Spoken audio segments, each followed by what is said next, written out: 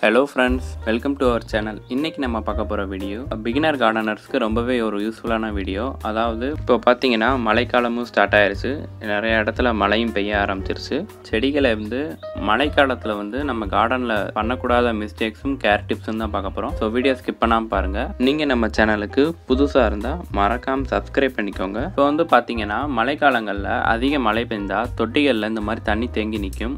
இதை சில பேர் அப்படியே விட்டுருவாங்க. இதனால என்ன ஆகுதுன்னு பாத்தீங்கன்னா இந்த தண்ணி டிரைனேஜ் வழியா வெளியே போகாம வேர்கள் அழுகி செடியும் வாடி போக வாய்ப்பு இருக்கு. அதனால இந்த தண்ணியை இந்த மாதிரி இருந்துச்சுன்னா நீங்க இந்த மாதிரி சாய்ச்சி இந்த தண்ணியை கிளீன் பண்ணிருங்க. அதே மாதிரி மல்ச்சிங் பண்ணியிருந்தீங்கன்னா, அதாவது மூடாக்கு முறையில் இலைகள் போட்டிருந்தீங்கன்னா அதை ரிமூவ் பண்ணிருங்க. ஏன்னா காய்ஞ்ச இலைகள்னால ஃபங்கஸ் வைக்க அதிக வாய்ப்பு இருக்கு. மழைக்காலங்களில் ஃபங்கஸ் வைக்கிறனால உங்க செடிகளுக்கு பூச்சி தாக்குதல் ரொம்பவே ஈஸியா வரும். அதனால மல்ச்சிங் பண்ணியிருந்தீங்கன்னா அதை ரிமூவ் பண்ணிருங்க. அடுத்து பாத்தீங்கன்னா இந்த மாதிரி காய்ந்த இலைகளை நீங்க செடியிலே விட்டு வைக்கிறனால இதுலயும் பூச்சி தாக்குதல் வர அதிக வாய்ப்பு இருக்கு. அதனால முடிஞ்ச அளவுக்கு நீங்க இந்த மாதிரி இலைகளை பாத்தீங்கன்னா கட் பண்ணி எடுத்துருங்க, ரிமூவ் பண்ணிருங்க.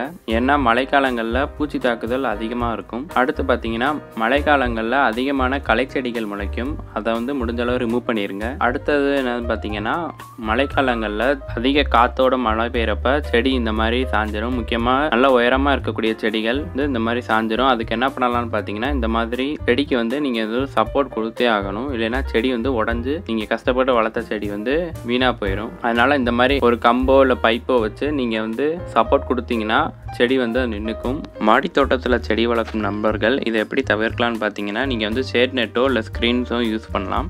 இதனால உங்களுக்கு நேரடியா மழை செடிகளை இது பண்ணாது. ஆனால் மழை தண்ணி செடிகளுக்கு ரொம்பவே நல்லது. அதனால நம்ம ஊற்றுற தண்ணியை விட மழை தண்ணி செடிகளுக்கு ரொம்பவே ஒரு நல்லது.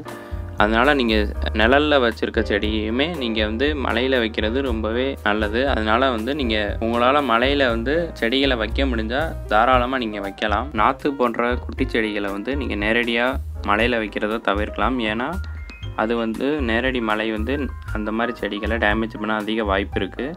அதனால் அதோட க்ரோத்தும் குறைய வாய்ப்பு இருக்குது. ஸோ ஓகே ஃப்ரெண்ட்ஸ், இந்த வீடியோ உங்களுக்கு ரொம்ப யூஸ்ஃபுல்லாக இருக்கும்னு நம்புகிறேன். இந்த வீடியோ உங்களுக்கு பிடிச்சிருந்தா லைக் பண்ணுங்கள், ஷேர் பண்ணுங்கள், கமெண்ட் பண்ணுங்கள். மறக்காம நம்ம சேனலுக்கு சப்ஸ்கிரைப் பண்ணிக்கோங்க. தேங்க்ஸ் ஃபார் வாட்சிங்.